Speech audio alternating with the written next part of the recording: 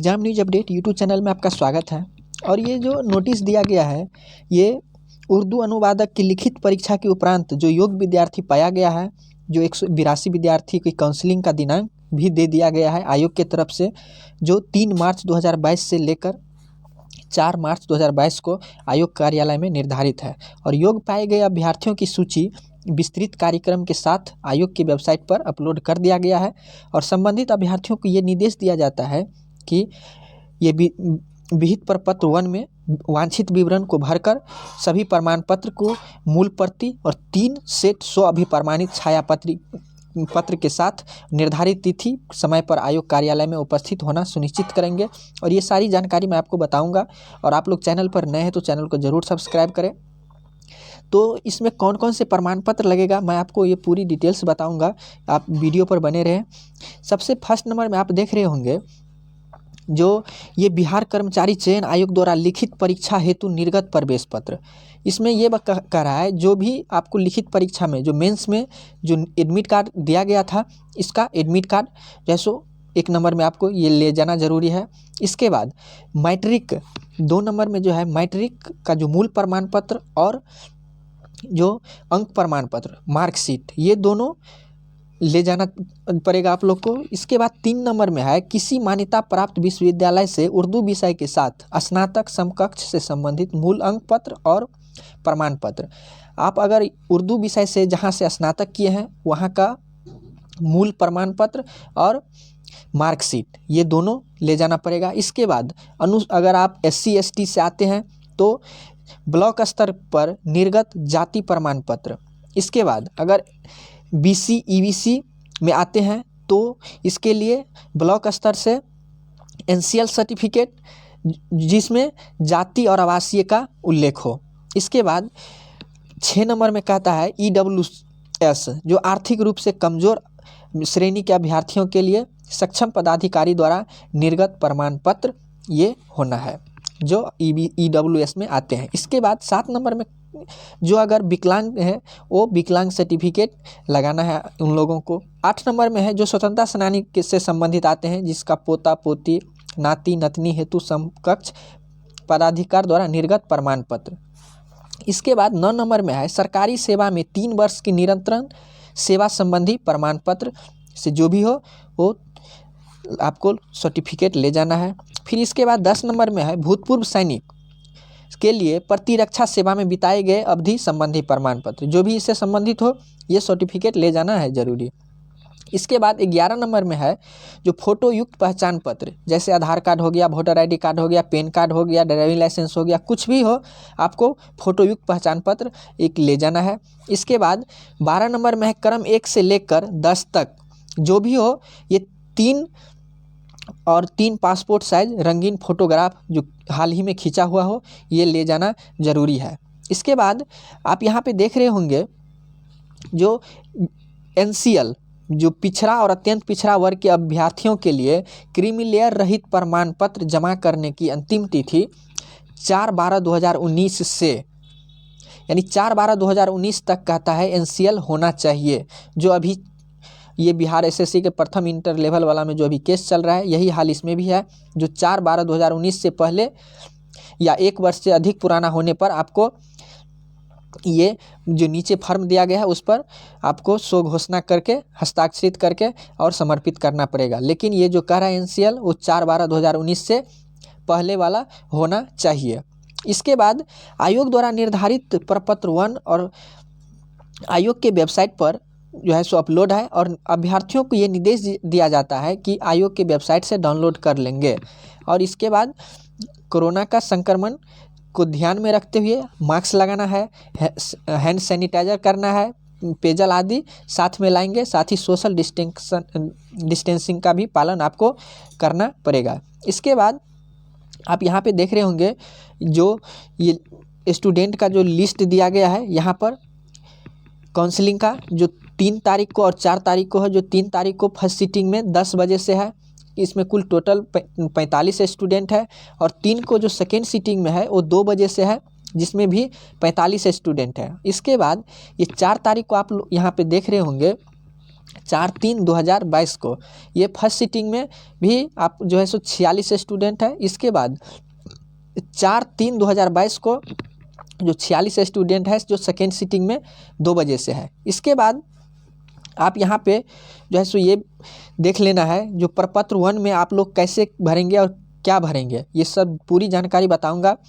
आप सबसे पहले यहाँ पे देख रहे होंगे जो अनुक्रमांक, यहाँ पे सबसे पहले प्रमाण पत्र जांच की तिथि आपको अगर 3 तारीख में अगर तो यहाँ पे आपको 3 तारीख लिखना है 3/3/2022। अगर 4 को है तो 4/3/2022। इसके बाद आपको अनुक्रमांक लिखना है जो मेंस वाला का जो रोल नंबर होगा ये वाला यहाँ पे आपको रोल नंबर लिखना है। फिर इसके बाद अभ्यर्थी का नाम जो आपका नाम हो वो नाम लिखना है। ख नंबर में आप अपने पिता का पूरा नाम लिखना है। फिर इसके बाद आपका कौन सा गृह जिला है, जो भी डिस्ट्रिक्ट आता है आपका वो डिस्ट्रिक्ट इसमें डालना है। फिर जन्म तिथि जो भी हो ये जन्म तिथि डालना है।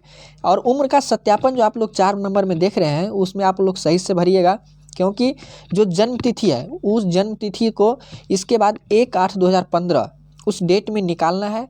और उस डेट में आपको कितना उम्र हुआ ये उम्र में लिखना है, वर्ष, महीना और दिन। अगर यहाँ पर 18 साल हो गया तो 18 साल, अगर 5 महीना हुआ तो यहाँ पर 5 महीना। फिर इसके बाद कितना दिन हुआ तो ये अगर 16 दिन हुआ तो 16 दिन ये लिखना है। इसके बाद आप यहाँ पर स्व अभिप्रमाणित फोटोग्राफ यहाँ पर पहले फ़ोटो चिपकाना है। फिर इसके बाद क्रॉस सिग्नेचर आधा नीचे और आधा फोटो पर होना चाहिए। फिर इसके बाद आप यहाँ पे 5 नंबर में देखेंगे जो आरक्षण से संबंधित है। आप जो भी आरक्षण यानी EWS में आते हैं या BC में आते हैं, EBC में आते हैं, SC में आते हैं, SC ST जो भी आते हैं आपको यहाँ पर जाति लिखना है। अगर मान लीजिए आप ग्वाला जाति यादव आते हैं तो ग्वाला लिखना है। फिर आरक्षण कोटि BC में है तो BC यहाँ पे लिखना है। आपको ये प्रमाण पत्र संख्या निर्गत जो NCL है वहाँ पर NCL का प्रमाण पत्र संख्या लिखना है और किस तिथि को ये निर्गत किया गया था वो निर्गत तिथि लिखना है यहाँ पर। और निर्गत करने वाले पदाधिकारी का नाम यहाँ पर लिखना है। फिर इसके बाद आपको 6 नंबर में देखे होंगे ये BC MBC अभ्यर्थियों द्वारा ये समर्पित क्रीमी लेयर रहित प्रमाण पत्र 1 वर्ष से अधिक पुराना है। अगर आप लोग का 1 वर्ष से अधिक पुराना है तो ये आपको 18B के घोषणा पत्र में अगर पुराना है तो आपको ये यहाँ पर समर्पित जो है सो नहीं करना है। अगर नहीं है तो आपको समर्पित करना है, यहाँ पे टिक लगाना है। फिर इसके बाद 7 नंबर में आप देखिएगा जो शैक्षणिक योग्यता, यहाँ पर जो मैट्रिक कब पास किए हैं तो यहाँ पर लिए लिखना है। फिर उत्तीर्ण वर्ष कब आप मैट्रिक उत्तीर्ण किए हैं ये लिखना है। संस्थान का नाम लिखना है जो स्कूल से आप मैट्रिक किए हैं। फिर इसके बाद कितना आपको ये प्राप्तांक कितना मिला, कितना पूर्णांक मतलब 500 अंक का था तो 500 डालना है। कितना प्राप्तांक आप प्राप्त किए तो ये लिखना है। कितना प्रतिशत हो गया तो इसमें प्रतिशत लिखना है। श्रेणी फर्स्ट सेकेंड जो भी हो इसमें लिखना है। इसके बाद स्नातक में भी वही करना है जो उत्तीर्ण कब किए, फिर संस्थान का नाम लिखना है। फिर कितना मार्क का एग्जाम हुआ था, फिर प्राप्तांक कितना प्राप्त किए हैं, प्रतिशत लिखना है। फिर कौन से श्रेणी में आप पास किए हैं ये लिखना है। फिर इसके बाद आप यहाँ पे पढ़ लीजिए, ये मैं घोषणा करता हूँ कि आप यानी ऊपर में जितने भी आप ये विवरण भरे हैं अगर वो सही है तो ठीक है, नहीं तो आप यहाँ पे कहता है मैं समझता हूँ कि गलत सूचना देने की स्थिति में मेरे विरुद्ध कानूनी कार्रवाई और साथ साथ मेरी उम्मीदवारी भी समाप्त की जा सकती है, इसके लिए मैं स्वयं जिम्मेदार होऊंगा। तो ये पढ़ के अगर आपका पूरा विवरण सही है तो आप यहाँ पर सिग्नेचर कर लीजिए। फिर इसके बाद आप यहाँ पर देख रहे होंगे जो ये तिथि, यहाँ पर जिस डेट में आपका काउंसलिंग है वहाँ पे आप तिथि लिखना है। फिर इसके बाद आपको ये आयोग कार्यालय में जहाँ पर आपका काउंसलिंग होगा वहाँ पर आपको यहाँ पर हिंदी में सिग्नेचर करना है और वहाँ पर इंग्लिश में जो भी आपको काउंसलिंग करवाएगा वहाँ उस पर यहाँ पर जो है उसका साइन होगा। फिर इसके बाद ये 18B जो जिसका NCL जिस डेट में कर रहा है उस डेट से अगर 1 साल पुराना है तो ये 18B उसको फॉर्म ये भरना पड़ेगा। तो इसमें ये जो भरेगा मैं आपको बताऊंगा, इसमें पूरा आपका नाम लिखना है। फिर इसके बाद अपने पिता का नाम लिखना है, घर कहाँ है ये घर लिखना है। फिर इसके बाद पोस्ट थाना, प्रखंड, जिला और राज्य। और यहाँ पर मैं इस समुदाय मतलब BC, EBC, SC, ST जो भी हो यहाँ पे जैसे आपको ये लिखना है। फिर इसके बाद ये करके और अपना हस्ताक्षर यहाँ पर ये करना है, क्योंकि ये हस्ताक्षर से आपको ये शपथ पत्र हो जाता है। तो यहाँ पर आपको सिग्नेचर करना पड़ेगा। और इसके बाद जितने भी यहाँ पर आप देख रहे होंगे 1 से 12 तक जो भी डॉक्यूमेंट है तो उसको एक प्रति में आपको ओरिजिनल ले जाना है। इसके बाद जितने भी आपको डॉक्यूमेंट अगर ले जाते हैं तो उसको 3 प्रति ये फ़ोटो स्टेट में करा के और इसके बाद सब पर सेल्फ अटेस्टेड सिग्नेचर करके आपको ले जाना है। और इसके बाद ये जो आप देख रहे होंगे, आप यहाँ पे जो प्रपत्र 1 देख रहे हैं उसको ओरिजिनल में 3 प्रति ले जाना है। तो आप लोग को अगर ये वीडियो अच्छा लगा होगा तो चैनल को ज़रूर सब्सक्राइब करें। और तब तक के लिए जय हिंद, जय भारत।